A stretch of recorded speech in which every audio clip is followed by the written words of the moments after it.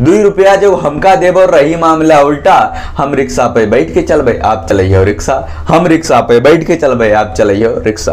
राम राम भैया, हम दीपक वर्मा आज आप सब ताई एकठी अवधि कविता लेके आई रफीक सादानी जी के आधुनिक अवधि कविता किताब से। तो जौन बाटे एक शीर्षक है तुम भाड़ा दे पई हो। तो आप सब जौन बाटे कविता सुना जाए कि एक रिक्शा वाले से पूछा स्टेशन ले चली हो, एक रिक्शा वाले से पूछा स्टेशन ले चली हो। हमारी सूरत देख के बोला तुम भाड़ा दे पई हो, हमारी सूरत देख के बोला तुम भाड़ा दे पई हो। फर्स्ट क्लास के ₹10 है, सेकंड के लेबे 4।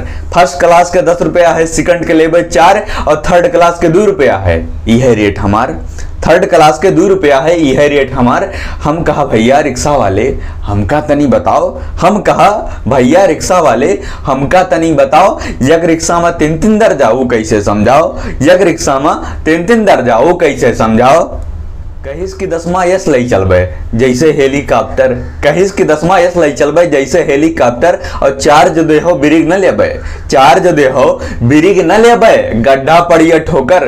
चार्ज दे हो बिरिग न लेबे गड्ढा पड़िए ठोकर। और ₹2 जो हमका देबो, ₹2 जो हमका देबो रही मामला उल्टा।